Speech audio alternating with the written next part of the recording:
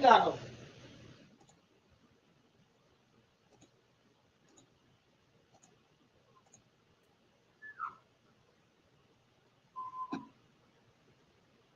Shabazz, break it down with the proper perspective.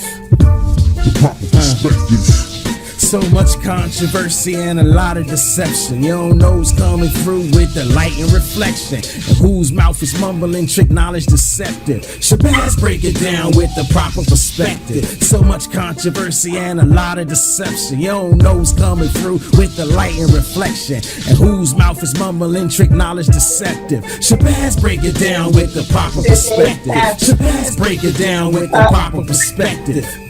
Break it down with the proper perspective. What's going on, everybody? How y'all doing tonight? What's going on? What's going on? What's going on TikTok? What's going on Instagram? How y'all doing tonight? It's March 2nd. We are no longer in Black History Month, but that's cool. We're going to march on with more Black history. What's going on? Y'all know I get up on here on a regular basis, but I am going to give it a couple of minutes. You know, Instagram, TikTok, Facebook, all got to send off notifications. YouTube gonna send off the notifications. So I'm gonna give it a couple of minutes to make sure that the notifications are out and that my mic is working right. Shout out to anybody joining. Shout out to anybody joining. Shout out to Hot Rod Photos on Instagram. I will be getting started momentarily. Let me know if you could drop something in the chat room. Let me know if you can hear me, so I'll know that's working. I don't want any more repeats of a dead mic, or at least not into the point where I'm mouthing off for 45 minutes. So if y'all entering the chat on YouTube, let me know. I pretty much know you can hear me on TikTok and Instagram because I'm using my cell phones, my smartphones for that. So the sound might not be that great. But as far as YouTube, my home base, youtube.com/@the-proper-perspective. That's where I would like for you to show up. I'd rather you come on over to youtube.com/@the-proper-perspective.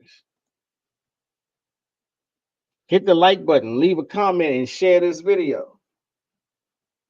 But I will give shout outs to people from time to time before we get started.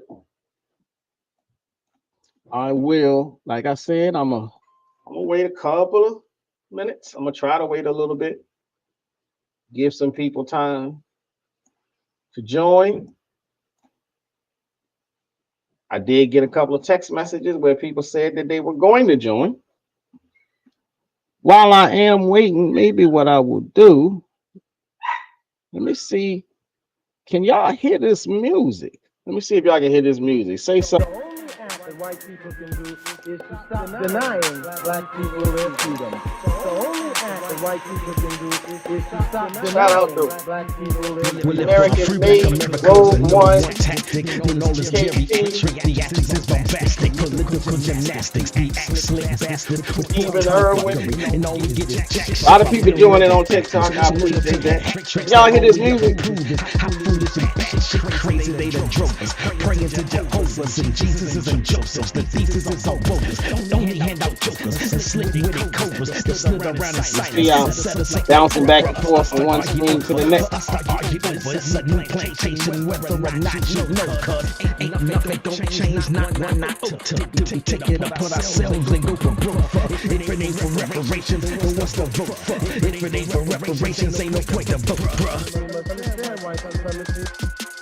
What this country does. It enslaves black people. You must understand white supremacy. All right, I'm gonna pause that music. I'm not sure if y'all can hear it or not. Did I just see Mike Tyson disciple? What's going on? Michelle Ingram 7. Carly just joined. Merlene Stoddard just joined. What am I talking about tonight? What are we going to discuss tonight? If you're on YouTube, then you might already know. On TikTok and Instagram, I wasn't able to put the titles there.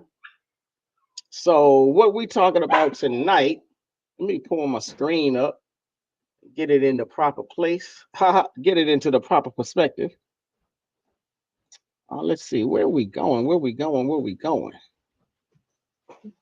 So what we talking about? We talking about slave ships tonight. We're talking about slave ships tonight. So if that's something you don't want to hear about, you might be leaving the room real quick. Let me try to see if I can set this up, set up the tone and whatnot. Let's see what we gonna do. What we gonna do? So as we get started, anybody else in the chat room? Okay, I got a question pinned to the chat room on YouTube. So please come on over to youtube.com/@the-proper-perspective. Even if you don't want to, stay there.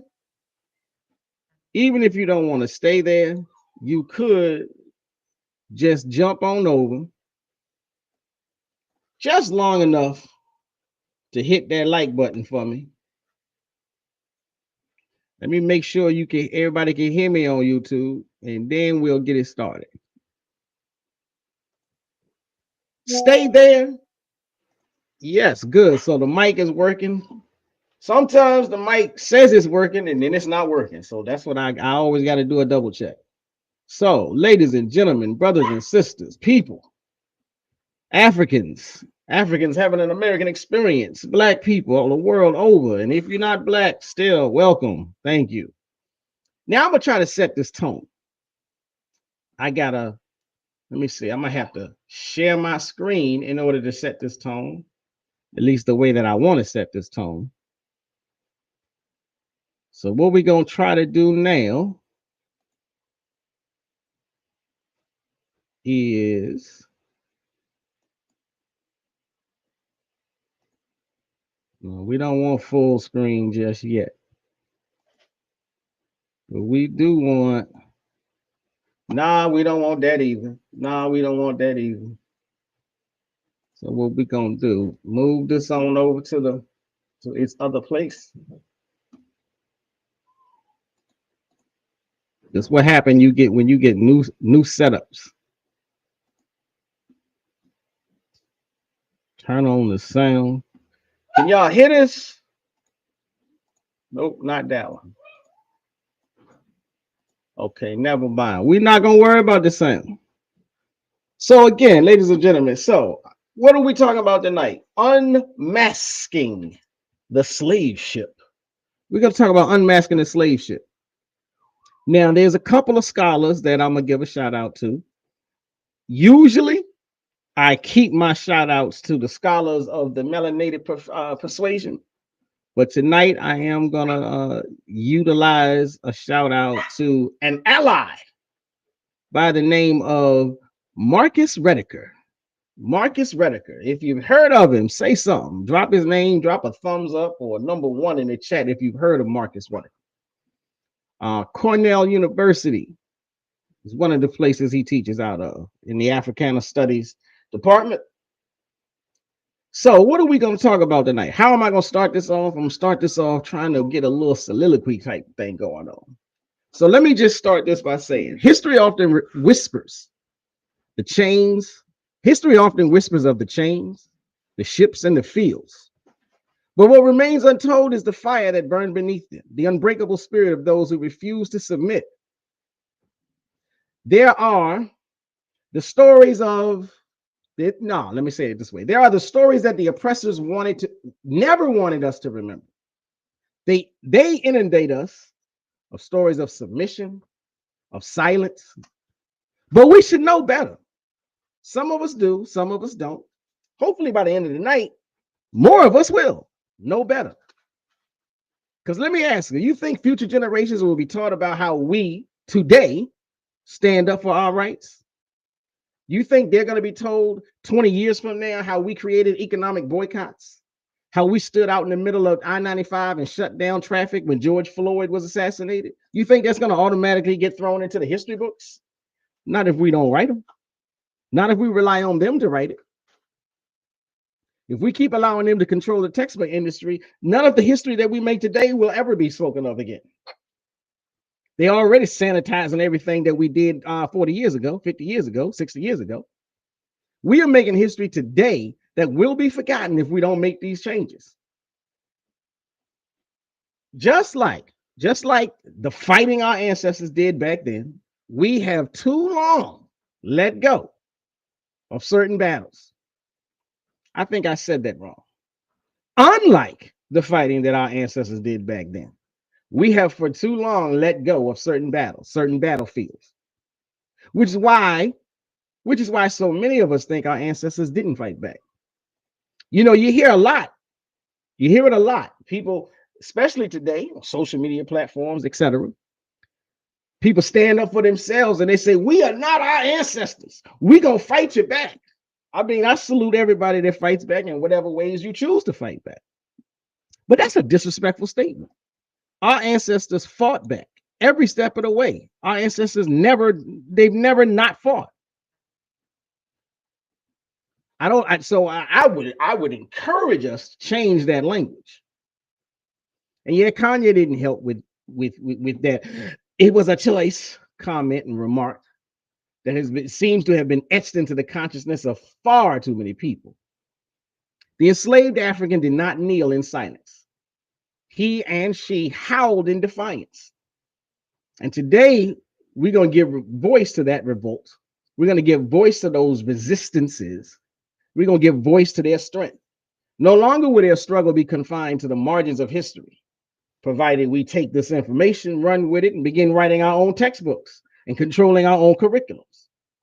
But tonight, we're going to center ourselves. We're going to center our resistance, our past resistance in this fight for freedom. So again, welcome everybody to The Proper Perspective. It's March 2nd, and we will continue marching in our blacknificence, carrying the torch that Carter G. Woodson started. So let us be reminded of a piece of wisdom before we get started, before we really dive deep. Let me share this jewel with you. You cannot climb a tree with your hands in your pockets. You cannot climb a tree with your hands in your pockets. Where'd that come from? That's an African proverb. That's a West African proverb from the Mende ethnicity of Sierra Leone, to be exact. Now, this proverb speaks to the necessity of action, the necessity of readiness in the face of a struggle. You know, sometimes we say, if you get ready, if you stay ready, you never have to get ready. That's that wisdom being remanifested. You cannot climb a tree with your hands in your pockets. It reflects the need for proactive resistance and is a reminder that liberation is not passive. It requires hands-on involvement. This speaks to the resilience that comes when people are pushed to their absolute limits, showing how the enslaved fought back fiercely because they had no other choice but to rebel. That's the history that they cover up. So for all you, we are not our ancestors, yelling ass people, let me borrow a little phrase from the biggest loser in hip hop history, Drake. Pipe down, pipsqueak. Our ancestors fought every damn day. They fought more than we do now. Stop letting the sanitized curriculum that Ron DeSantis rubber stamped into your school system control your knowledge of your own people. If you don't know, get a book and read. That's my opening, ladies and gentlemen. So again, what are we talking about tonight? The forgotten history of slave ships and its role in modern oppression, and its role in modern oppression. The past is not just the past; it has an influence and an effect on today. And we're going to try to acknowledge that history, and we're going to try to acknowledge the fact that it haunts us today. Now, I might need to share my screen for some of this. So let me see where my little buttons are. Share screen. Entire screen. Let's see if this is going to work tonight. Again, if you're watching on TikTok, if you're watching on Instagram, I encourage you to come on over to youtube.com/@theproperperspective. Because especially when I start sharing my screen, you're not going to be able to see these jewels that I got. Now, I may try to talk through them a little bit, But it behooves you to come on over to youtube.com/@the-proper-perspective. Shout out to everybody on TikTok that's joining it live and sharing the live. I do appreciate it. Rather you come on over to youtube.com/@the-proper-perspective. But I know what y'all gonna do. You're gonna stay in your favorite places. But I'm sharing on my screen right now.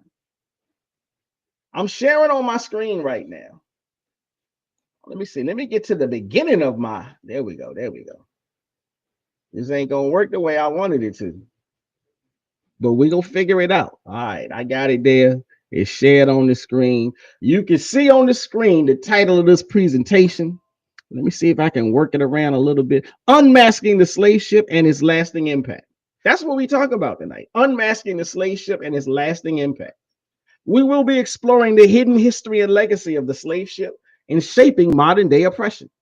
Now, I'm going to be relying on a few distinguished professors. Marcus Rediker is one. I'm going to be relying on a few distinguished historians. Sylviane Diouf is another one. But I will shout out their names as I walk through this presentation, and I will shout out I will use some excerpts and quotes from either their books, their interviews, their lectures, and so on and so forth. So as I said, the slave history still haunts us today. Now, as a quote from Sylviane Diouf, if you don't know who she is, look her up. Sylviane Diouf, she wrote many books. One of them, Servants of Allah, African Muslims Enslaved in the Americas. And shout out to all my Muslims that might be tuning in. Let me see, what's the appropriate way for me to say this? Ramadan Mubarak to all my Muslims. I hope y'all observing, or I hope y'all doing the best you can with your fast observance. I have walked that path for quite a few years, and Ramadan is not easy. My hearts go out to you. But it is sundown now, at least over where I'm at, and I'm sure you are feasting royally. But Sylviane Diouf said, from the moment they were captured, Africans resisted. Now, like I said, Sylviane Diouf is a well-distinguished historian. She knows of what she speaks. So I really want to put an end to this myth that our ancestors didn't fight. Now, let me digress for a bit. And I'm going to give you a couple of more quotes. Africans in the United States must remember, this is really more of a shout out for everybody to really think about Pan-Africanism. I want you to be more Pan-African than anything else. But Africans in the United States, as I said, we are Africans having an American experience. We got to remember that the slave ships did not bring any West Indians, did not bring any Caribbeans, did not bring any Jamaicans or Trinidadians or Barbadians to this hemisphere. Oh no, the slave ships only brought African people. And most of us took the semblance of nationality from the places where the slave ships dropped us off. Y'all know who said that? Y'all know who said that? That's not mine. That's not me. I do believe that was Dr. John Henry Clark. He also said it's time for Black people to stop playing the separating game of geography, of where the slave ship put us down. We must concentrate on where the slave ship picked us up. Now, that's part of why I keep referring to our ancestors, our elders, our scholars. That's why I use African proverbs, because all of that helps nourish the root. It helps nourish our root. Because without the root, what did Marcus Garvey say? Without the root, the tree will not grow. Now, later on, I'm gonna get into this thing. If you know, you know. Anybody ever heard of the DeWolf family? We're gonna talk about them tonight. We're gonna talk about them. But as I said, we're gonna get into this whole thing. Like, if you are on YouTube, you can see I'm sharing the screen about unmasking the slave ships. I got a presentation together, and there's some pictures of slave ships. Again, I can't show them to you if you're on TikTok and Instagram. They don't let me do all of that. That's not how the technology works over there. So please take a moment to come on over to youtube.com/@the-proper-perspective. at the proper perspective. You can see what I'm sharing on the screen. You can hit that like button. You can click that notification button, and you can leave a comment. You can respond to the comment that's in the pin section. So now let me move a little forward in this. So I've already welcomed the audience, so I'm moving along pretty good. We're going to be talking about forgotten history of slave ships. The history is still with us, whether we admit it or not, and that's Marcus Rediker. Now, I may need to pull up his lecture, which isn't going to be easy, and I got to be careful because my channel's already gotten a strike for sharing somebody's video, so I got to be super careful on this next one that I do. Why is, so before that, let me ask you, why is the history of the slave ship overlooked? It's a good question. And this was kind of like the focus of Marcus Rediker's research. So let me see if I can pull up his lecture. Here we go. I'm going to pull up his lecture. And let me just say this. Why? I'll tell you why. Historians focus on plantations because it's easier. Really, it just boils down to that. It's easier. You can go to the plantation and begin your research. A lot harder with the ships because they tried to hide and destroy and get rid of most of them. But really, it's the ships, at least according to Marcus Rediker, it's the ships that began the racial hierarchy. Because it's not as though the racism, it's not as though the exploitation didn't start until we got on land in the West. You know, the exploitation began, the harsh treatment began, the brutality began actually before you even boarded the slave ship. But it definitely kicked into overdrive on the actual ship. It's not like it was a cruise and then things went bad. So now I also want to take a moment out because I do know there's a growing zeitgeist, if I might use that word. There's this growing cause, there's this growing faction, especially within certain woke circles of the conscious community, where people are starting to mimic what was for a long time only in the white community. It was this big movement, not that big, but there was this movement in the white community called Holocaust deniers, where it seems like a couple of knuckleheads have decided that they're going to grab that philosophy and attach it to Black history, to African history. And now there's some people trying to deny slavery even existed. There's some people trying to deny that we come from Africa and so on and so forth. So some people claim that because we don't have intact slave ships, the transatlantic slave trade didn't happen, couldn't have happened, or it didn't happen the way they tell it to us, or it didn't happen in the numbers that they give us. Well, we're going to try to get into some of that. But that's like saying if you don't have an intact Roman chariot, the Roman Empire didn't exist.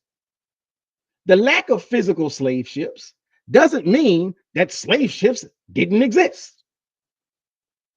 First and foremost, most of the slave ships was made out of, guess what? Wood. They were made out of wood. Wood don't last forever. It deteriorates over time, especially after centuries if it's sitting in water. Let me hit you with another one. They have never found a Viking longship, but they got the dates of 1000 AD as to when them Vikings got in those longships and floated on over the Atlantic and landed in the Americcas. But the Holocaust deniers and the slavery deniers, they don't deny the Viking history. I'm telling you, it's some COINTELPRO stuff going on, but that's like saying if they never find an Egyptian pharaoh mummy and it's not in full perfect condition, the Egyptians couldn't have built the pyramids. That's how lame, that's how goofy, that's how stupid, that's how lacking of reasoning these naysayers are. We certainly don't have the Nina, the Pinta, and the Santa Maria. But I don't see them saying that Columbus didn't sail. Now, they may lie and say Columbus was a hero, but they don't deny that he got on boats and came over here from Europe. They don't have, unless you, I don't even know that the American museums have the American Revolutionary War cannons. I don't see them denying that. So yeah, while you got some clowns that want to deny the Holocaust, just because a few concentration camps were destroyed, you know, we shouldn't be taking part in that. We shouldn't be mimicking that. We shouldn't be including that, for lack of better words, that pack of, if I use KRS-One, and I might get in trouble for quoting him, trying to sound like bumbling fucking fools, excuse my language, like KRS-One said, the Nazi regime persecuted Black individuals, including African Germans and Black people from other regions. So why would we want to join in the group talk, the denier talk of people who never had our best interests at heart in the first place? You know, with the Nazis, Black people, Black Americans, Blacks from France, Blacks from Africa faced sterilization, medical experimentation, incarceration, and execution. It wasn't just about the Jews. Yeah, they got the brunt of it. They got the brunt of it in Germany. Hell, for all that, most medieval castles have crumbled. I don't see anybody denying the knights and the kings of the Round Table. The evidence really is overwhelming. Documented voyages, court cases, and even personal testimonies from enslaved Africans themselves. The books are out there. I know they're not being taught in school, but if we're not going to fight to change the curriculum, then it becomes our responsibility to carry ourselves to the library or to carry ourselves online. Buy a book from Amazon. Do it before the Amazon boycott. Y'all know that's coming up next week. I hope y'all intend on joining that one. You should have did the one the other day, but we got more. There's like 4 or 5 boycotts planned. Now, please let me know that y'all are gonna join in and keep the struggle going. So yeah, historians focus on plantations, but the slave ship was the real birthplace of racial hierarchy. And I'll even go so far as to say, again, for you deniers especially,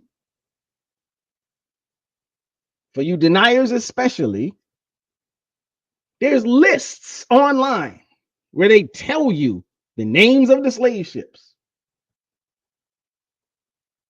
The list is rather extensive. There are databases online where you can research and you can sift through all the names of, not only the names of the slave ships, they can tell you where they picked them up. They can tell you where they landed. It's called slavevoyages.org. So for all the deniers, until you show me that you've done some research, I'm not suffering a fool. I'm sorry. Shout out to DDan724 who joined the Instagram. Shout out to, let me see, Brittany. Shout out to Shamay. Shout out to River the Goat. FK177. The Precious Cha. Shout out to everybody joining. I'm gonna do my best to give a shout out, but I guarantee you I'm gonna miss some names. I guarantee you I'm gonna miss some names. So again, there's databases for you to look up. I might share them on the screen a little bit later. But again, if you're on Instagram and TikTok, you can't see it anyhow. I ain't saying take my word for it. Actually, what I'm saying is come on over to youtube.com/@theproperperspective. Now, as I move forward in this discussion, I want to quote W.B. Du Bois. I know a lot of us, especially if you new to the woke circles, especially if you new to this conscious community, or maybe not even new, if you fall victim to the trends, I'm not, because I've been hit with it. Why you gonna talk about Du Bois? Du Bois was a sellout. I've said this a couple of times before. Look, every leader that we've ever had got some good with him, got some bad with him. Du Bois got some stuff with him I don't like. I totally disagree, but I'm not throwing the baby out with the bathwater.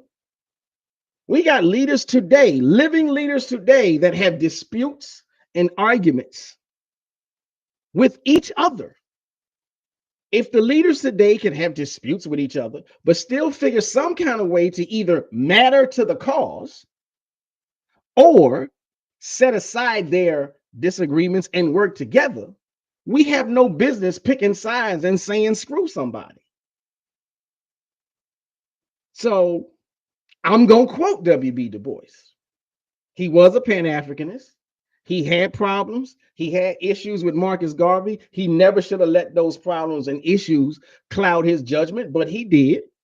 But he also came back later and publicly pronounced his remorse, his regret, and his desire to have never have let his judgment get clouded. But he said of the slave trade, because especially for those who think, well, the slave trade, that's past. That ain't got nothing to do with today. He said that the slave trade was the most magnificent drama in the last 1,000 years of human history. In the last 1,000 years of human history. He also said the following. The problem of the 20th century, and we can just slide that on over now to the 21st century, is the color line. The color line. These were prophetic statements. They still apply today. And I ain't trying to sound like Dr. Umar, but if you're one of those snow bunny hopping type people, then you don't understand what W.E.B. Du Bois was saying. Plain and simple.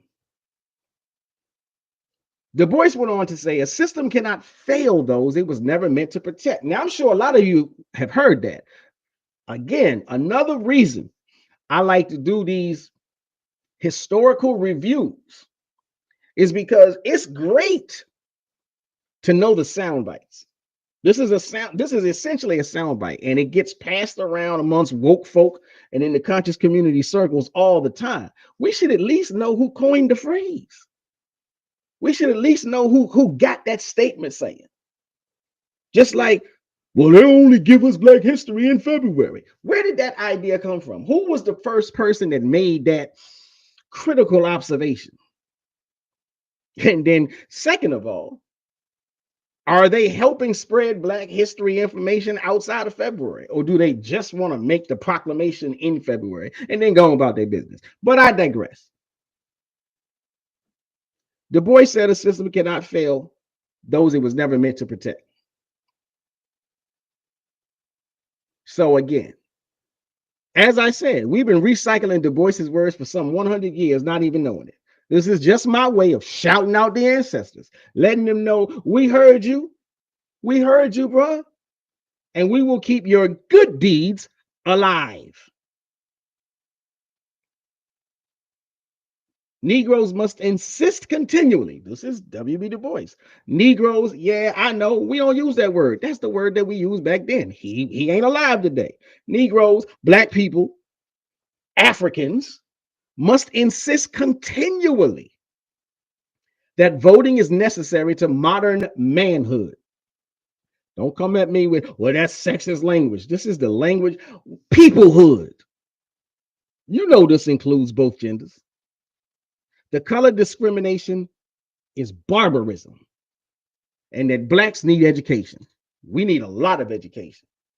The public schools ain't doing it, but that don't mean shut them down. That means fix them. Now, so again, this is W.B. Du Bois.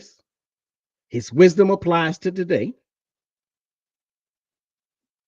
I got a question for you. I'm gonna see if I can pull it up in Marcus Rediker's lecture. But one of the questions that he poses, and I'm gonna pose to the audience: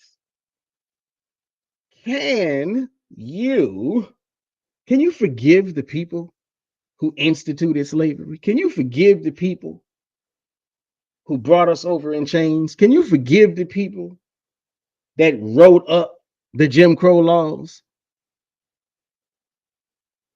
To me, that's an interesting question. He had his own words, he had his own thoughts, he had his own ideas about that.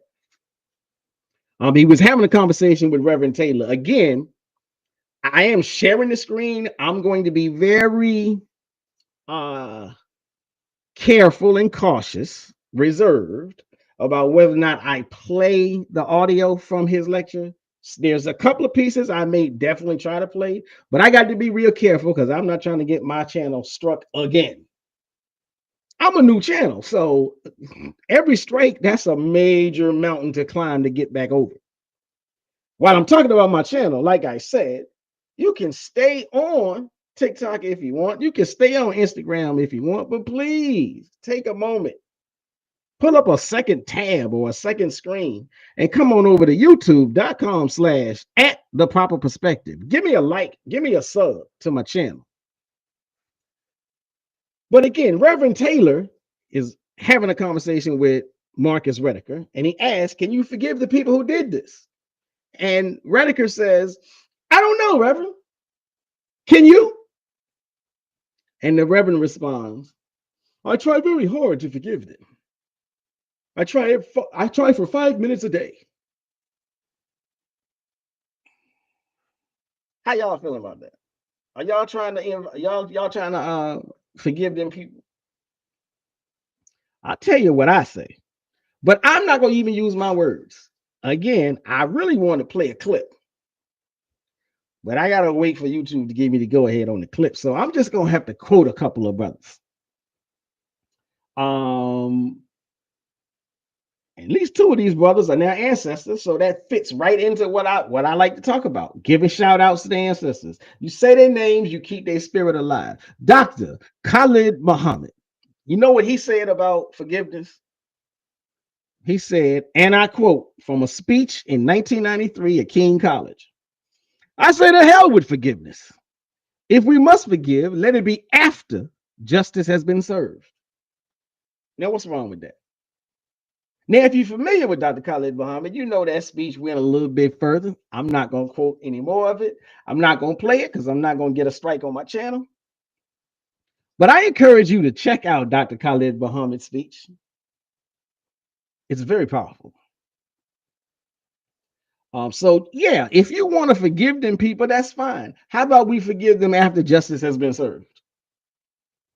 Dr. Hewitt P. Newton, in his work, Revolutionary Suicide, he said, isn't this interesting? He said, reconciliation cannot exist without justice.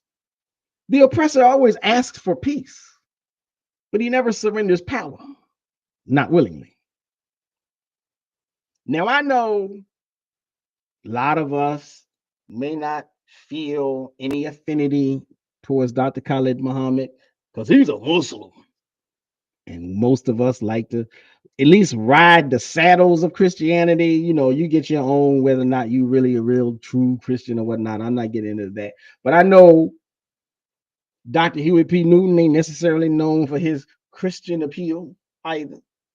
So I did find a Christian who had some very explicit, very unique commentary on this topic of forgiveness. Reverend Jeremiah Wright, who gave a sermon in 2003 at the Trinity United Church of Christ. And when the topic of forgiveness came up, he said, God damn America for treating its citizens as less than human. I'm going to take those three brothers' proclamations, statements, directives, wisdom as the feathers in my cap. And that's how I feel about forgiveness. I don't mind forgiving, but you got to get things right before the forgiveness can begin. And one last quote from the most infamous, the most famous pro-black radical leader that we've probably have ever had, at least in past couple 100 years. Y'all let me know if y'all heard this quote before. This quote goes, if you stick a knife in my back 9 inches and pull it out 6 inches, there's no progress. If you pull it all the way out, that's not progress. Progress is healing the wound that the blow made. And they haven't even begun to pull the knife out. They won't even admit the knife is there. Now, you don't get the work of forgiveness until you've done the work of repair. And that's that R word that everybody is so afraid of, reparations. Whose quote is that? If you in the chat, let me know whose quote is that. If you want to put it on the, if you want, I don't even know if you can. If you can type into the TikTok or the Instagram window, that's fine. Let me know who made that statement. So again, I ask, do you think we should forgive, or does forgiveness let the system off the hook? What do you think? How do you feel? Now, I'm going to move forward. I'm going to try to get off my little soapbox. I'm going to move forward because we are supposed to be talking about the slave ships. So as we proceed to give you what you need, now I'm going to pull up this Marcus Rediker lecture. Let me get to my little section over here, or try to anyhow. Close. That's close. Not close enough. There we go. Now, so I'm going to share my screen. Well, my screen is already shared. Let me change my screen. Let me change my screen and pull this up. Now, so again, if you're on TikTok, if you're on Instagram, you're not going to be able to hear this. You're not going to be able to see this. You may hear it in the background, but I'm getting ready to play a clip from Marcus Rediker's lecture at Cornell University. Pray for your brother that he don't get his channel struck. But we talk about the slave ship as a machine for capitalism. And what you're going to hear him say is he's going to say the slave ship was not just a ship. It was a three-part machine. It was a warship, a prison, and a factory all in one. But let me see if I can pull this clip up. Let me see. We are sharing. So here we go. Organic transport as a social and cultural process. Or to put the same thing another way, to try to write a human history of an inhuman technology. So he said he's talking about the purpose of his research. He wanted to give a human perspective, the proper perspective, on an inhuman or an inhumane activity. Now I got to do this because I did learn, they don't strike you if you break up the clips. So we're gonna inch closer towards the other components. I saw the slave ship as a machine. In fact, it was called so frequently in the 18th century. And an unusual machine it was. It was one part warship, one part prison, and one part factory. That combination is its malevolent genius. And you might wonder, what did the factory make? So again, in discussing the slave ship, what he is saying is the slave ship, it's not just a boat, ladies and gentlemen. It's not just a boat, brothers and sisters. Yes, it was one part boat, but it wasn't just any old regular boat. It was a warship. This is very interesting. This is very important. It's critical. It's crucial to understand it. Because what I say is, and I've talked about this in classes I've taught before, there's a lot of talk about the basic standard idea of American history, the basic standard idea of world history. They tell you about the world wars, World War I, World War II. They even talking now today about World War III.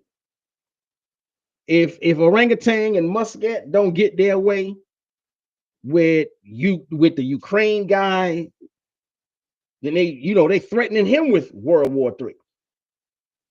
But as Dr. John Henrik Clarke said, and as other leading Afrocentric scholars, Maleficate Asante has said, we need to view the world, we need to view history from our perspective, not their perspective. Now, it's great to have an understanding of the world wars from their perspective. But from our perspective, World War I was not that European drama that played out. World War I was our drama, our ma'afa. Shout out to Torch 1108 for joining on Instagram. The real world war, the real First World War was ours. Why do I say that? I'm not just trying to throw darts or whatever. I'm not just trying to be controversial. But think about it. When the slave trade got underway, that was a war. It was a world war because every developed nation at that time, every nation in Europe that had the money, had the strength, had the military, they jumped in the water and went hunting. They came hunting for us. We were attacked by Portugal, Spain, England, Italy, France, Germany, the Netherlands. The list goes on. The list goes on. All of those countries came spearheaded, looking for Africans. That's a war. That's a world war. And Marcus Rediker says it. He says the slave ship was a warship. It was a prison and a factory. It was a warship, a prison, and a factory. Let me see if I can keep his video going. I've argued that the factory made two things in particular. The question is, what did they make in this factory on water? And he says, I argue that they made two things in particular. The factory made labor power. The factory made labor power. Labor power. Which would essentially move the world economy in the 17th, 18th, and early 19th centuries. So one of the things that the factory of the warship of the slave ship made was labor power that would fuel the economies of all those European powers into the 17th, 18th, 19th centuries. And in the process of creating labor power, the bodies of the workers that you see in this image, the slave ship also created categories of race. So again, in addition to the bodies, in addition to the work, the laborers that they created, this class at the bottom of the hierarchy, it created what became the racial classifications. The racial classifications. What does that mean? It means the crew members were all a member of a class on the hierarchy scale. They were all a member of an upper class. The prisoners were the members of the lower class, the bottom of the scale. So this is the racial hierarchy that got started long before they dropped us off on the shores of the United States of America, on the shores of Jamaica, Haiti, on the shores of Mexico. They dropped us off in Mexico. They dropped us off in Brazil. They dropped us off in Colombia. So again, he says the slave ship wasn't just a ship, it was a warship, a prison, and a factory. Now that's his commentary, that's his research. I will go back to my other screen.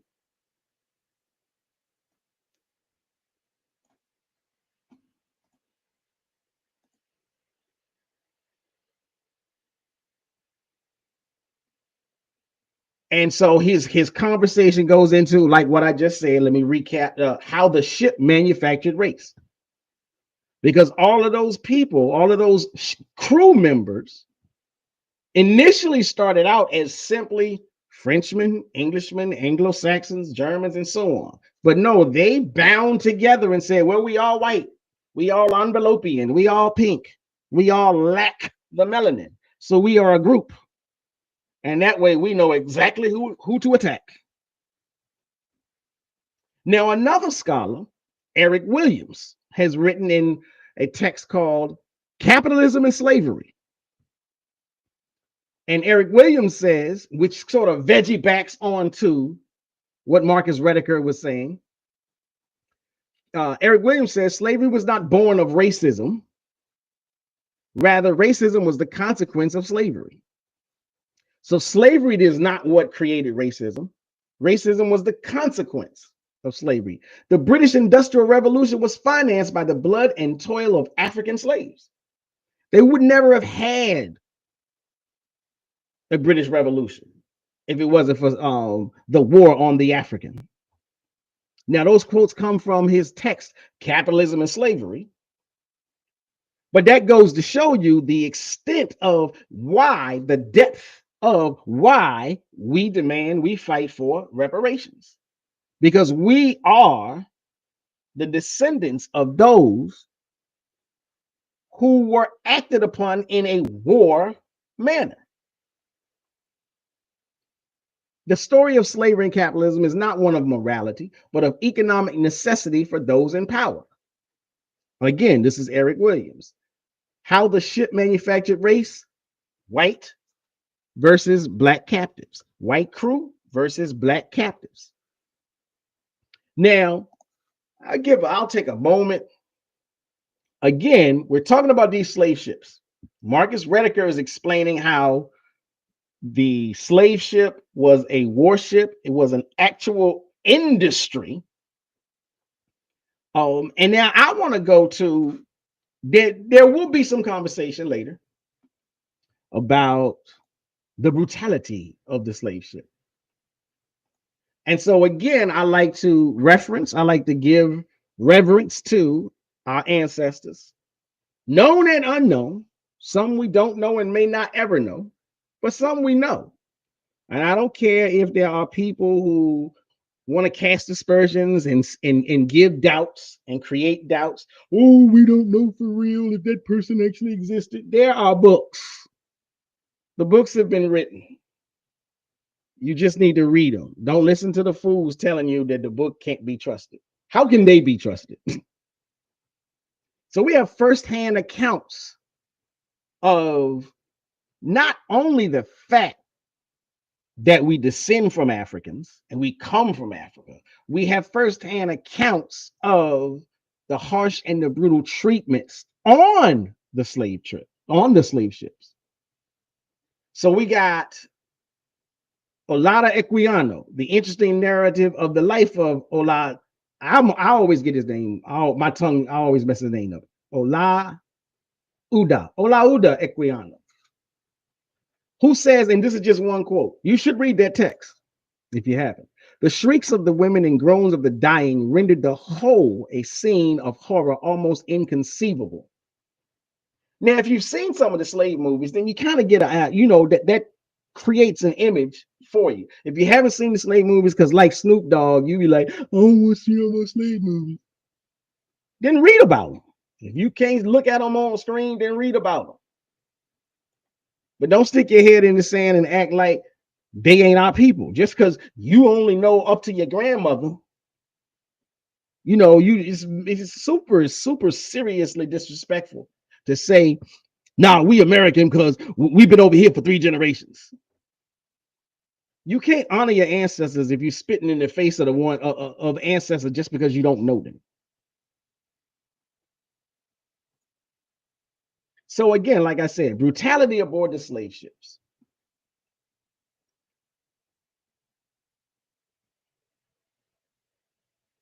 Brutality aboard the slave ships. Let me see. I gotta find that. Let me find this clip, because this clip is this is the next clip. Here we go. So let me get to this clip. What am I going to talk about in this next clip? There's a ship called the Polly. Again, unmasking the slave ships. So there's like, I would think everybody has heard of the Clotilda, but maybe not. But that's that's the last ship that they technically found. But there's a slave ship called Polly. And on that slave ship, there was at least one documented murder. And so Marcus Rediker discusses this, and I'm gonna try to pull him up. Let me see. Let me get to my section.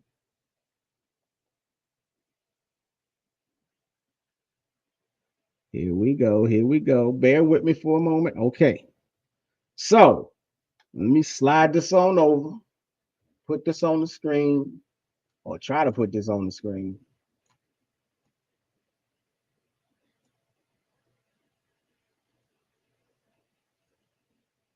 Now, Polly. This is a case from 1791. The Polly. It is based on a document that I discovered. So again, he says he's talking about a slave ship called Polly. It's a case from 1791. And he found this information just in doing his research, as a scholar does, doing his research, and he found some interesting tidbits. Tucked away in box 43, folder 24, in the Newport Historical Society of Newport, Rhode Island. There I found a handwritten document by an 18th century court scribe, which said at the top, John Cranston's testimony to the grand jury. So again, in doing his research, he found this document. Now, bear with me for a moment, please. Normally, I would try to just let the video play, but like I said, my channel got a strike.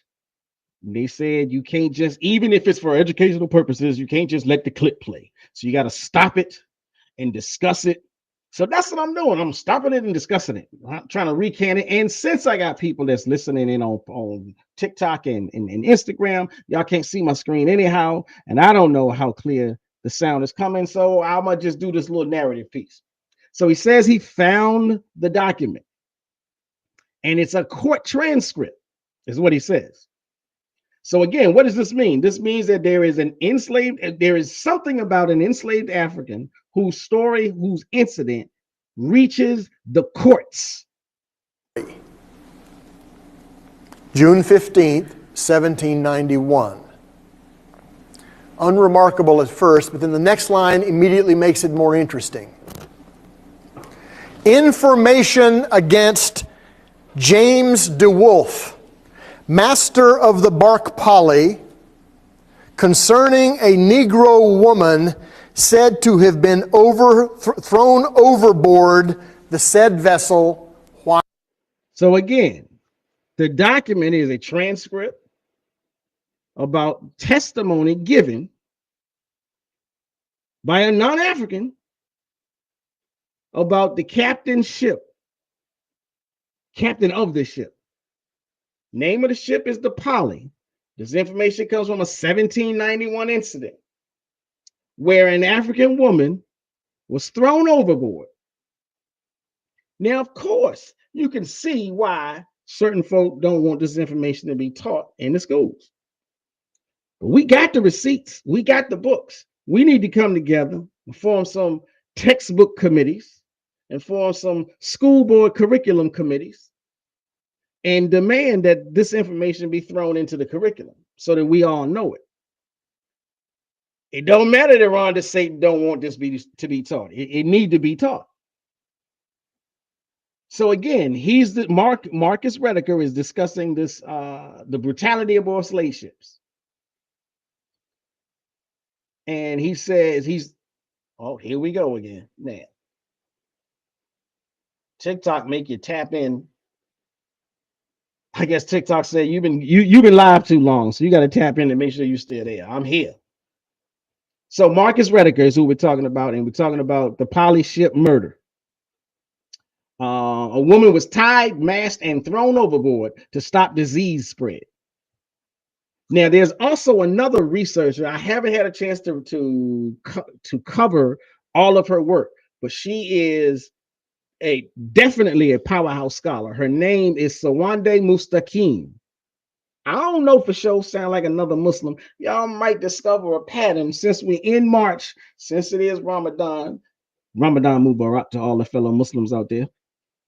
What I might be trying to do, like last month, I tried to encapsulate, I tried to include as many African American scholars in a general sense into my show, my program, my discussions. I'm going to try, I don't know if I'm going to be able to keep it up. I'm going to try to include as many African American Muslim scholars in this month of March because it is Ramadan. It's just a way I like to organize things. But Sawande Mustakim wrote a book called Slavery at Sea, Terror, Sex, and Sickness in the Middle Passage. So again, she is another scholar, and this is a black one, who is dealing with unmasking the slave ship. The whole purpose of this, not that I can't read all of the books and just, ain't no point in me trying to sit online and just read them. I'm trying to give you this information so you can go find it, because we need to know that the slave ships were real so that we don't listen to those fools that say it didn't happen. Sylviane Diouf, who I brought up earlier, in one of her other books, Dreams of Africa in Alabama, she mentions a similar case of shipboard murder. There's another quote. Stephanie Smallwood's book is entitled Saltwater Slavery, A Middle Passage from Africa to American Diaspora. So again, there's all this research out there about the slave ship, its existence. It really did happen. It really did pick up Africans from the continent of Africa. It really did bring them over here. And it was not a pleasant activity. The slave ship was the birthplace of the dehumanization process, where Africans were forcibly transformed into commodities. This is from Stephanie Smallwood's book.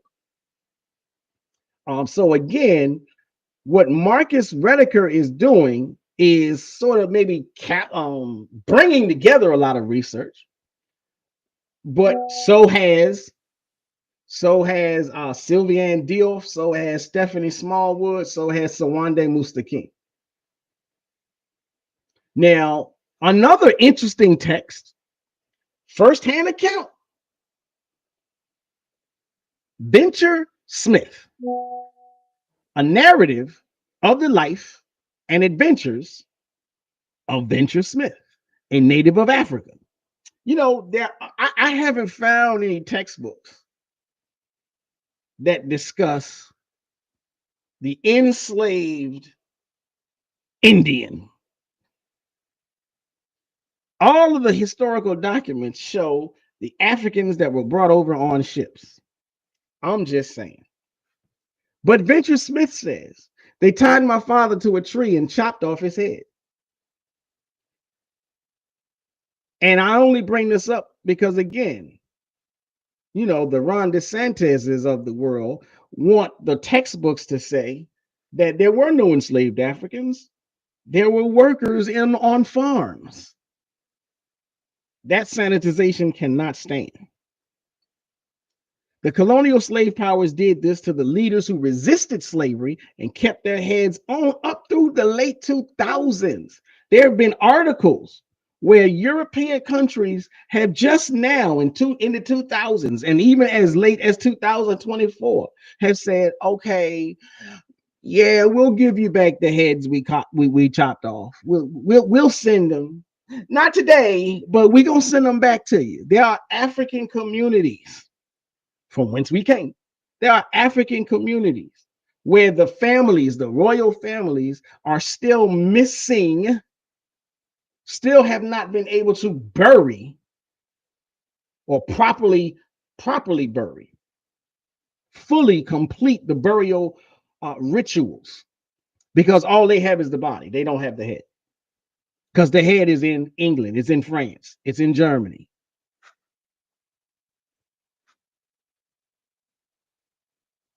So now here's a question.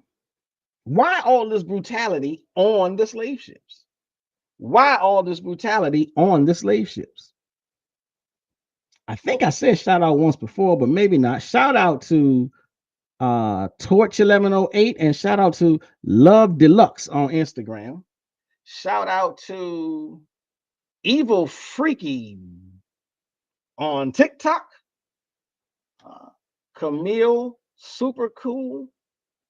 AFAM Studies. Shout out to oops. I did that by accident. So don't try to jump on this. I don't even know how that worked. Adela. See, I love African names, but I can't read that. So I'm sorry. Adele something Ogun. Shout out. I can't see when I'm doing all of this. I need that. My sight is bad even with the glasses. So please forgive me. But here's my question. Why were the captives so feared? You know, you got just like today, when the police show up, they got to have 18 cops for one man. It was the same thing on the slave ships. They got us in chains and they still scared. One of the reasons they were scared is because, I mean, they knew what they was doing was wrong. They knew what they was doing was against the rules, against the law. I don't want to hear nothing about, well, the international laws hadn't really been, you know, stealing people. You know, kidnapping is wrong. You know, capturing people with nets and throwing them in chains is wrong. You know daggone well, if they get a chance to get out them chains, they coming for your neck. But there were some ethnicities that were even more prone to the fight back. And some of those ethnicities, a lot of those ethnicities is what is the stock from whence we come. So there were major revolts on the boats, and there were major revolts on land. Now, tonight, I'm not going to go into all of them. I may do another show where I really dive deep into all of the slave revolts or the African revolts. I don't like to use the word slave, but sometimes they slip out. But you had Tacky's revolt in 1760. Now, that's important, 1760. I'm not talking about the 1800s. That's 100 years later. And Tacky's revolt was led by an enslaved Akan warrior named Tacky. This was the largest African rebellion in the Caribbean before the Haitian Revolution. The reason they had to invent so many different crafty, evil ways to keep us in chains on the boats is because the very second there was an opportunity, we went ham. But the Coromantee people from the Akan ethnicity were particularly known to get at that neck. And you had the New York Slave Revolt in 1712, African Revolt. So all of this feeds into, let me do this. Let me stop sharing for a second and come back to the main screen. I just think it looked better, especially when I'm doing my own monologue, so to speak. But you got the Coromantes, and they had strong leadership structures, often forming. This was a part of the society before they were captured and kidnapped, but they already had strong military units in Africa. So when you grab them, because sometimes, again, sometimes when they had these quote unquote slave raids, they didn't just snatch one person from here and one person from there. They would raid whole villages, and they would just take up the whole clan. Now that's horrible, that's terrible. But if you could ever use the phrase the silver lining, when you got the whole clan together, it's a whole lot easier for them to create a military unit, even aboard the ship. They created military units. When they got to the plantations, they created military units, especially outside of the U.S., because the U.S., the 13 colonies, they were a little bit more cognizant of let's keep everybody separate. In the Caribbean, they thought slightly differently. They thought that they would manage the rebellions if they let everybody of the same ethnicity sort of hover together. So they thought, well, if you're sitting there with your brother and your cousin, then maybe you won't be so prone to be like, oh, I got to get back. The United States white folk was like, nah, we won't separate them. So, like I said, the Coromantes from the Akan ethnicity had strong leadership structures, often forming military units aboard ships and in plantations. Many of them had martial arts and military training before capture. And the Europeans themselves believed that the Coromantes were too rebellious to be enslaved. Although they continued to enslave them. They continued to traffic in this cargo. Why? Because they were too weak. They were too punk. They couldn't handle the stress. They needed people that had the physical strength to work on the plantation. They were passing out. Oh, I'm so parched. They weren't used to. They had never worked any real jobs. And you go do a deep dive into the history, you find out many of those Europeans that came over here were just over. They were fresh out of prison. They had already lived lives of thievery in England, in Europe. So they weren't going to do but so much once they got over here anyhow, except look for a way out. So there's another scholar, writer, author, historian named Vincent Brown. And he wrote a book called Tacky's Revolt, the story of an Atlantic slave war. And in that book, he says, rebellion was the language of the enslaved, a constant battle against those who sought to erase them. Now, again, if you know anything about history, this is I want to say it's a very significant statement. This is a statement that has been passed around in the conscious community. When we start protesting, when we start rioting, and people always ask the same inevitable question: why y'all want to destroy your own neighborhoods? Well, the most authentic pro-Black radical response is rebellion is the language of the enslaved. Rebellion is the language of the oppressed. It ain't our neighborhoods anyhow if y'all don't let us own anything. We live still today in a constant battle against those who seek to erase us, to silence us, to oppress us, to eliminate us. Rebellion is the language of the enslaved. So don't just remind you, way back Vincent Brown's discussing the revolt, Tacky's revolt, don't that remind you of today? It's just like police brutality today.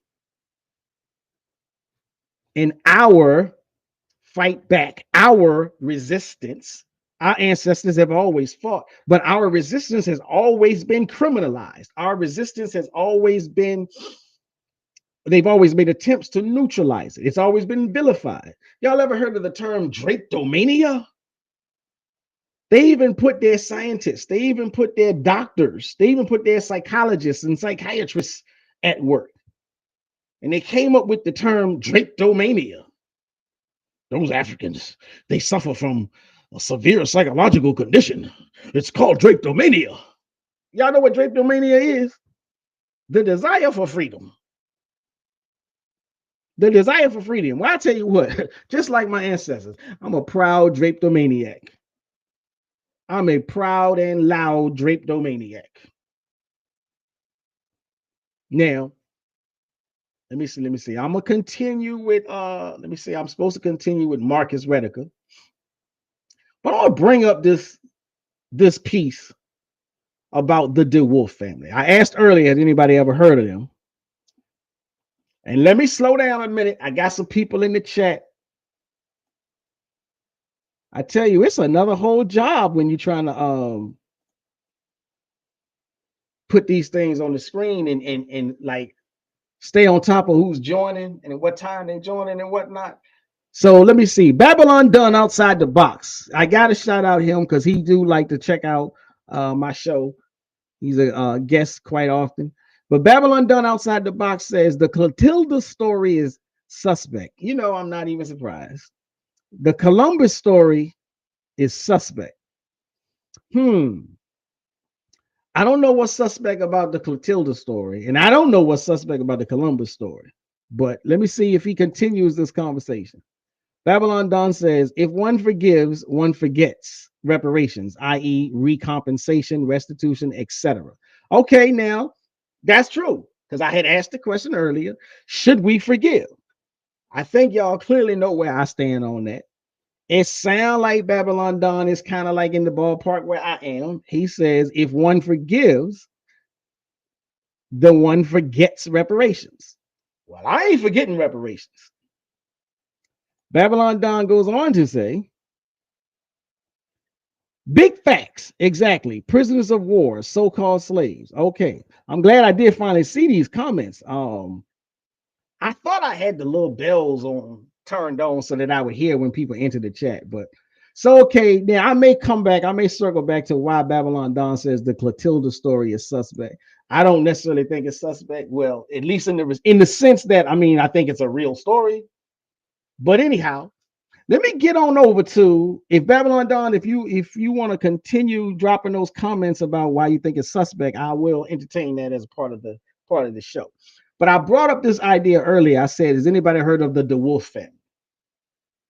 So I want to talk about that. It definitely relates to, unmasking the slave ships.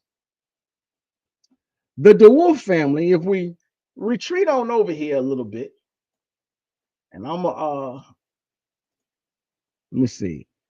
It's almost time to share the screen. Let me get this.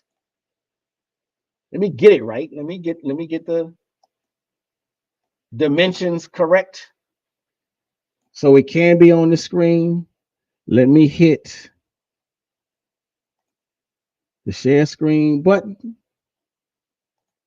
and turn this thing on. Okay, so now sharing the screen,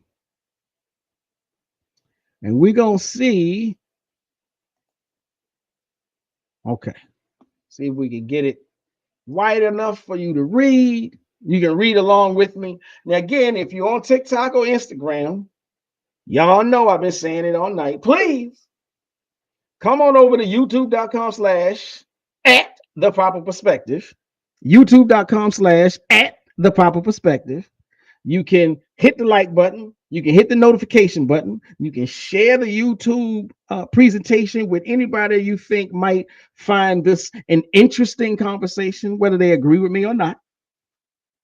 But we're going to talk about the DeWolf family. James DeWolf was a slave trader. And guess what else he was? He was a politician. So he was a slave trader who became a U.S. senator. His wealth came from enslaving Black people, from enslaving the African. And he used that wealth to help shape America's laws. So again, for the naysayers who want to say reparations, blah, blah, blah, and I don't think this, that, and the other, you have the same people who trafficked in human cargo, the same people who enslaved us. They then went to DC and began writing the laws that kept us under oppression. So now here's a quote from Edward Baptist, who wrote, now I know if you're into reggae, I know you heard this phrase before, but did you know that this phrase has also been made into a scholarly title? The half has never been told. I do believe Bob Marley entered that into the musical lexicon, and I do believe Buju Banton has reanimated that into the musical lexicon. But it's also the name of a book written by Edward Baptist or Baptiste. And he says American capitalism was built on the backs of the enslaved who were collateral for a financial empire. Now, if you want to know what that financial empire was, go look up Ta-Nehisi Coates. Go look up Ta-Nehisi Coates, because he really did a deep dive into the financial empire of capitalism and its exploitation of the enslaved African. So much so that it was almost single-handedly the new shot, the new reignition of the modern day call, or the fire behind the modern day call for reparations.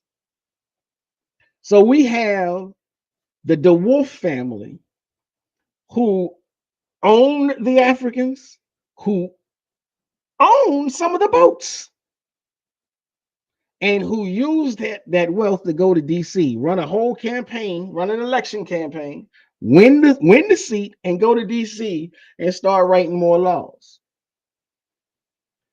First-hand account, James W.C. Pennington, who wrote The Fugitive Blacksmith, who has written and said, the men who built America did so with the whip in one hand and the Bible in the other. Now, I'm sorry if you have, for you, the Bible is a precious, holy, sacred text. I'm not here to disrespect your views, but the truth is the truth. They use the Bible. Now, I've already done a show, so if you can go back and watch the other show, you'll see I'm not really trying to be an anti-Bible person. I've shown how the Bible can be used to justify reparations. But the truth of the matter is, the fact of the matter is, they use the Bible to not only to enslave, to enforce the enslavement, to codify the enslavement. So the connection between old money, white supremacy, and modern politics is right there on the table for you. Are you surprised that America's political system was built by slave traders? Or do you readily already see, did you already know the connections? That's the question.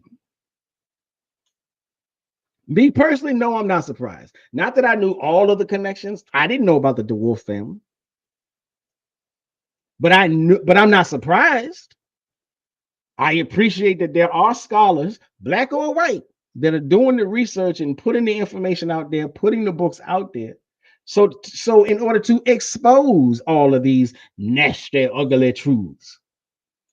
But this is why reparations is necessary, because history, this cold-blooded, tyrannical history, is still shaping our present. And you can't tell me it's not when we got a Nazi tag team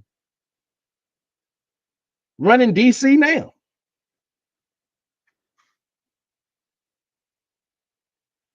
So again, this DeWolf family, after the war, DeWolf was selected as captain of a ship. In his 20s, he began to engage in commercial ventures, including slave trading, often purchasing seasoned slaves from Cuba and other ports in the West Indies and transporting them primarily to southern markets in the United States. Although Rhode Island had outlawed slave trading in 1787, DeWolf and his family continued to finance and command slaving voyages to West Africa. So they knew it was against the law when they did it. In 1791, that's that case Marcus Rediker was talking about. In 1791, DeWolf was indicted for murder by a grand jury in Newport, Rhode Island. The case was widely reported in the New England press. Now, again, one more instance of Africans, of enslaved Black people coming from Africa, is in the court system. So for all of the naysayers, it didn't happen, it's not real. I mean, y'all either come up from under the rock or more securely plant yourself underneath it and just stay there. If you really like your head in the sand, then keep it there and don't come back out. But I digress, as I usually do. Topics like this, kind of prone to digression. Now I'm gonna move on to this next little section. We're gonna talk about the legacy. I gotta get, let me see if I can get this right. Y'all can see me trying to play with it. This timing. Okay, so, all right, still got that.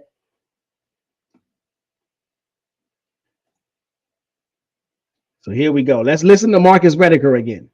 He's talking about the legacy of the slave ship. How can we best know? I believe we need to know what actually happened if we are going to ever overcome the legacy of slavery in this country. Like I said, the whole truth, the whole truth, and nothing but the truth. Nothing but the truth. Which is a very interesting title if you know something about me. I wrote a book called Nothing But the Truth. But I digress. Like I said, he is postulating that we must know the whole truth if we ever stand a chance at getting over this brutal truth, this brutal history. You can't sweep it under the rug. I don't care how strongly Ron DeSatan feels about sweeping it under the rug. The truth can never stay hidden. It never will. But again, let me continue with what Marcus Rediker is saying. Slavery in this country. I think that's crucial. We need to face it. I think it's a very interesting moment in the history of our country in terms of whether we can face it. We need to face this truth. And he says it's a very interesting moment. Now, again, and he didn't say this in 2025. I believe it was 2009 when he said this. But fast forward to 2025, it's even more interesting that as we are trying to hold on to some of the gains that we've gotten in our fight, in our struggle for equity, diversity, and inclusion, we are now faced with the idea of it being completely swept away. But Marcus Rediker continues. Face it. I'll tell you from my own experience that in writing this book, I've received many different kinds of reactions, including a fair amount of racist hate mail from people who are angry at the suggestion that slavery might be an injustice that we have yet to overcome. So he's getting hate mail himself from people who resent the idea that we haven't overcome it yet. Y'all know who those people are. Y'all know who those people are. So again, Marcus Rediker, let's see, let's pull that down just a little bit. And so again, in this conversation, the idea is the legacy of the slave ship. So the slave ship still haunts us. Racism, capitalism, and oppression all stem from this era. So, but how do we fight back today? Some of the things that are readily, actively going on right now, economic boycotts. You can't say they don't work. They don't work if you don't participate. They do work. The economic boycott is the equivalent to the government sanction. The economic boycott is the people's version of a government sanction, of a government tariff, So when governments like ours today want to impose tariffs on everything, well, if nobody buys it, then the tariff is a backfire. The economic boycott is a proclamation. If that's how y'all want to run it, okay. But you don't have to get this money. We don't have to give it to you. We can go without. And what was it? It was either 282 days or 382 days back in the 60s where we went without. And we brought those companies to their knees. Now, hopefully we don't have to go that long, but if we got to go that long again, then we just going to have to buckle up. What they say, buckle up, buttercup. Now is the time. But economic boycotts is a fight back. So our ancestors fought back then. We gonna fight back today. It is a form of resistance. May not be the only form, but it's the one that is at hand today. The economic boycott of what's it? Today is Sunday, so the economic boycott of Friday. And now we got the Amazon boycott coming up in like 2 or 3 more days.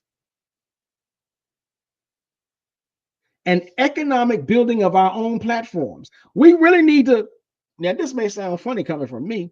I'm on TikTok, I'm on Instagram, I'm on Facebook, I'm on YouTube. We need our own platforms.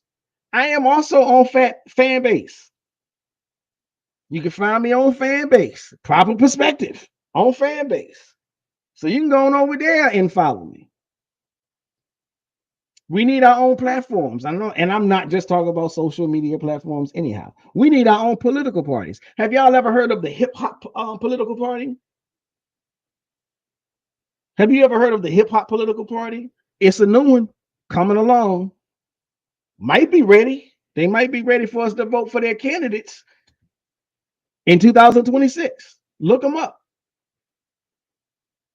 But we need to fight and build our own platforms. We need our own political PACs, because whether we build our own political party or not, we still need to influence the parties that are there now. So for all of those conservatives, those black conservatives that told us don't vote for Kamala, okay, whether I agree or disagree, I'm glad that 80% of us didn't agree. But the 20% of us that did agree, where y'all at? Y'all are supposed to be the ones leading the charge to influence the Nazis in office to give us our reparations. That's what y'all told us to vote for them for. But we need to influence both parties with political PACs.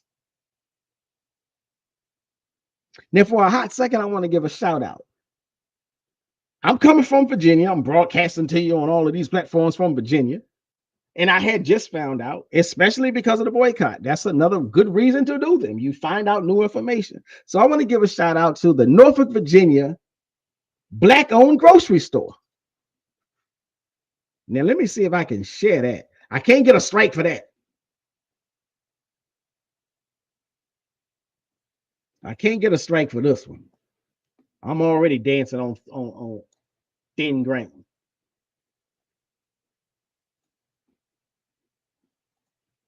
So this Black-owned grocery store in Norfolk, Virginia.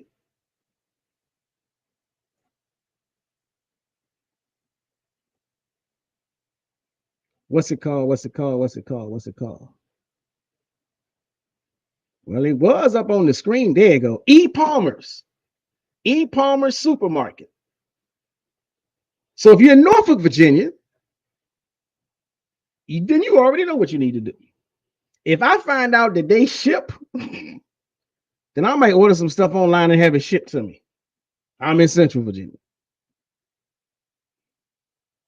But I wanted to do that. Let me see. Pull that back down off the screen. Put it where it's supposed to go. It ain't supposed to go there. Here's another way we can fight back today. So the way, and the reason I brought that up specifically, yeah, we need to know about Black-owned, but supporting Black-owned businesses is the way we fight back. Supporting Black-owned businesses is the way we fight back. We need to fight back in the education arena. We need our own pro-Black, African-centered education, especially at HBCUs. Especially at HBCUs. These are all ways to fight back. Shout out to Dully 3866 who joined in on Instagram. Kiki Baby who joined on TikTok. Max Borins. And again, if I said the name wrong, I do apologize. Victor Williams. Any Baby 56. Johannes. I can't read that one. Johannes Sawun Yoaka. I'm really butchering people's names, and I do apologize for it. But like I said, the slave ship still hunts us, but we need to fight back, and those are the ways we can fight back. Economic boycotts, resistance, economic building of our own platforms, political parties, political PACs, supporting Black-owned businesses wherever you can find them. I got my bank account with I bank Black. Now let me quote another Black scholar. Sylviane Diouf, in Dreams of Africa in Alabama. African resistance did not end with slavery. Let it be known, it didn't end with slavery. We fought during slavery, we fought during Jim Crow, we fighting today. It continues in every fight for Black freedom today. The Middle Passage was not just a journey, it was a battlefield where captives fought for their humanity every step of the way. And she also says in The Servants of Allah, maroon societies were created. And those maroon societies were Africa in and of itself, transplanted into the Americas, a testament to the unbreakable spirit of the enslaved.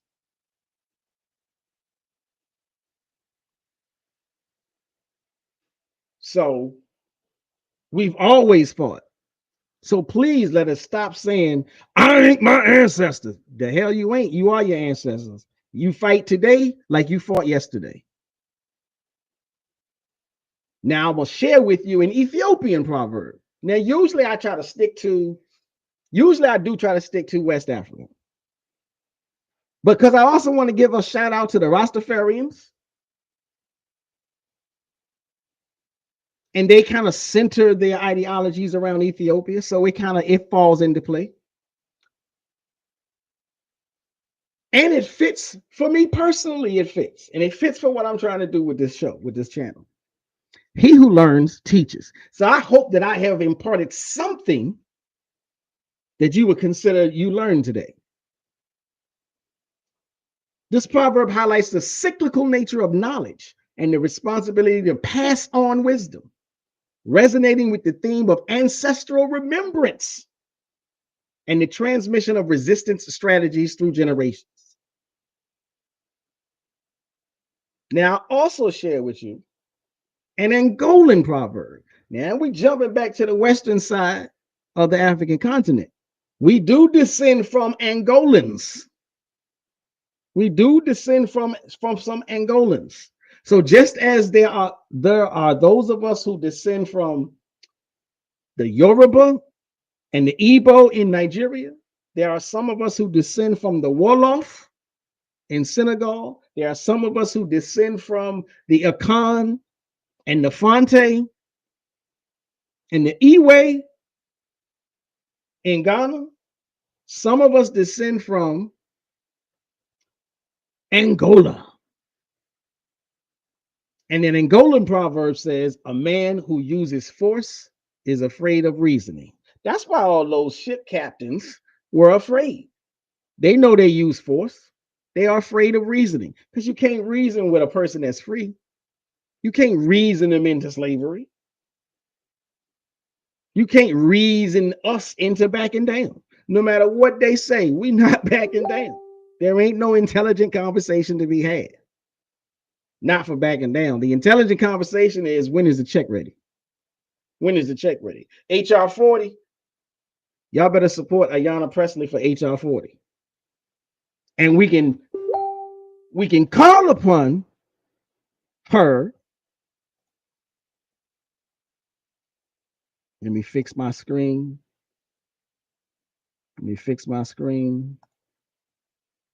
So again, we can call upon Ayanna Pressley to edit HR 40 so as to reduce the amount of time for the study and hasten that paycheck.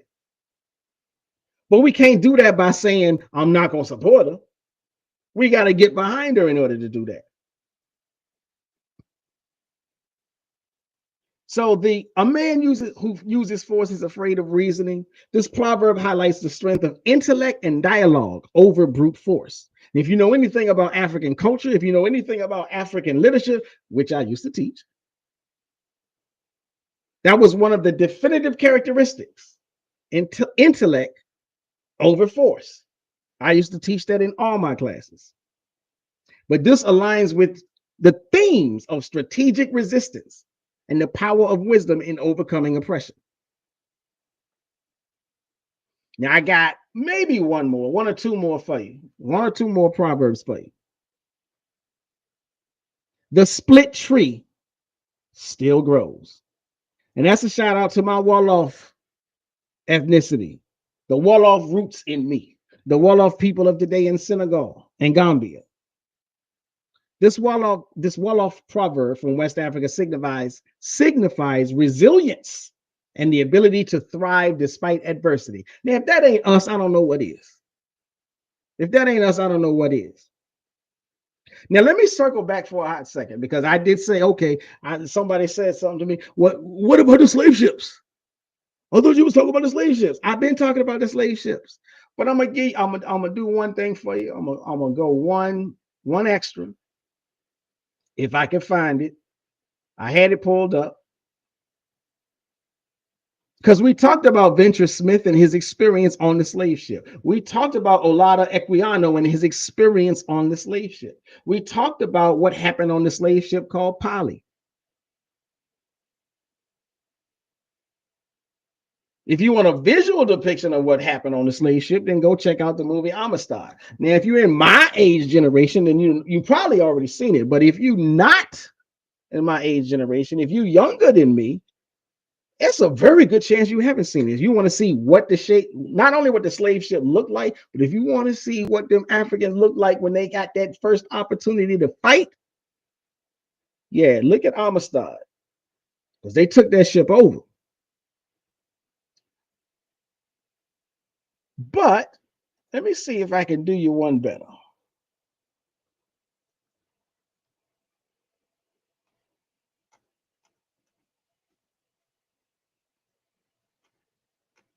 Here we go. Here we go. I'm going to give you this list. Now, normally I don't use this site. I don't use this site in an academic course. We ain't in an academic course right now, but this site, I do like this resource as a starter. And even when I was teaching, I would tell my students, you can use this source as a starter. You just can't use it at the end of your project. But in unmasking the slave ships, if the idea is, if what you thought this was going to be was simply nothing but a conversation of the actual slave ships, then I got you. I'll give you a quick rundown on the slave ships. So some of those slave ships were called, and you can see this. I will drop this in the description page. You had a slave ship called the Abbey. It weighed 98 tons. Captain Murdoch Murky sailed from Liverpool on September 19th, 1795. He sailed from Africa on the 15th of May, 1796. The French captured the Abbey in 1796 after she had embarked her captives. She arrived in Martinique in July with 199 captives. So if revealing the slave ships, if you thought that the only thing I was going to do, or if you thought what I was supposed to do, I see that comment, I ain't gonna put it on the screen. If you thought what I was supposed to do was just tell you some of the names of the slave ships, okay, I ain't mad at that. So we got the Abbey. The Abbey was built in the 13 colonies in 1774. She was 154 tons. She appeared in Lloyd's Register in 1797. They also have the Aggie in 1777. This was launched in Liverpool. They had a ship called Africa, which interestingly enough was the one that Olaudah Equiano ended up voyaging on in 1756. Abdul Ar-Rahman Ibrahima, aka Abdul Rahman, aka Abdul Rahman Ibrahim Ibn Sori. I love saying that name. Was a Fulani prince who was captured and shipped on the Africa to America, where he was sold into slavery to Thomas Foster. Now I didn't cover him. I might be covering him later. I covered him in my research. I ain't spoke on him so far on the show. There was a slave ship called Ajax. There was a slave ship called Albania. There was a slave ship called Antelope. So again, you got the Amistad, the Backhouse, the Beekstein, a Dutch, the Bloom. This whole list goes in alphabetical order. The slave ships are there. The information is there. The evidence is there. All you have to do is take a few moments to look it up. So now in Unmasking the Slave Ships, we have discussed Marcus Rediker's research and what he found, and how he saw that the slave ship itself was a three-part machine, a warship, a prison, and a factory. And we've discussed how a countless number of Black scholars have dealt with the slave ships. They're real. So now I see Babylon Dawn did not come back, did not respond with anything else about the Clotilda. So I don't know why he said the Clotilda is suspect, but the Clotilda to me is a real boat. They found it. They got the research, they got the history. And as a matter of fact, I do have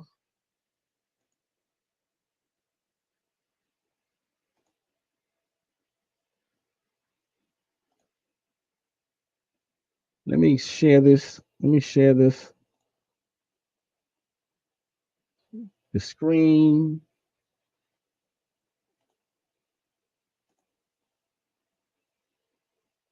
Pull that down. There we go. So the legacy of the slave ship. As I said, the slave ship still haunts us. The racism, the capitalism, the oppression. But really what I wanted to show you, Sylviane Diouf, Dreams of Africa in Alabama, the slave ship Clotilda, and the story of the last Africans brought to America. Now, again, I don't know why anyone would say, well, I just don't believe it. But again, if you don't believe it, at least tell me that you read the book. And you, like, if you say you don't believe it, but you never read any of the books, I got a problem with you. If you said you read the book and you got a problem with the narrative, the storyline, the history, the historicity of it, then let me know what in the text, where is the problem? Yeah, we can have a conversation about that. But Sylviane Diouf is another famous, well-distinguished, and highly qualified historian who has written about the Clotilda in particular. So you can check her book out. So let me see. Let me stop sharing the screen. Come back to the main. So again, ladies and gentlemen, brothers and sisters, Black people, Africans of all variations, and anybody else tuning in, I do appreciate you. Shout out to Tiffany Harris. Shout out to KK Subs Print. Shout out to Taro Whitmelly. Let's see. Shout out to Kiki Baby 14 and anybody else listening in, tuning in, watching on TikTok, Instagram, Facebook, or YouTube. My home base is YouTube, ladies and gentlemen. I really do appreciate you listening and watching from wherever you choose to. But I would love it if you came over to youtube.com/@theproperperspective. youtube.com/@theproperperspective. Let me see what I can throw up on the screen. If anybody else wants to, if you want to chime in, if you want to jump in, then I would say come over to youtube.com/@theproperperspective. And I'll let you come in on the live. Otherwise, I may be closing this down. I have finished the bulk of my discussion, of my presentation. How do we still see economic exploitation today? Well, I think that's pretty self-explanatory. Shout out to Patty Ann 70 who just joined in on Instagram. So what I was gonna say was on my next show, I'm not sure what I'm gonna cover on my next show. I might cover history of the slave revolts. That's one of the biggies. But we shall see. What I'm getting ready to do now is simply close out this conversation. And if you know about my show already, then you know I open with my theme song and I close with my theme song. So what I'm getting ready to do now is share my screen. I thank everybody for tuning in. I thank everybody for adding on to the conversation, to the topic. Come on over to youtube.com/@the-proper-perspective and give me a like and hit my notification bell so that you can get the notice the next time I come on live. And with that being said, I'm going to play the theme song and slide on out of here. Thank y'all. Shabazz, break it down with the proper perspective. So much controversy and a lot of deception. You don't know who's coming through with the light and reflection, and whose mouth is mumbling, trick knowledge deceptive. Shabazz, break it down with the proper perspective. So much controversy and a lot of deception. You don't know who's coming through with the light and reflection, and whose mouth is mumbling, trick knowledge deceptive. Shabazz, break it down with the proper perspective. Shabazz, break it down with the proper perspective. Break it down with the proper perspective.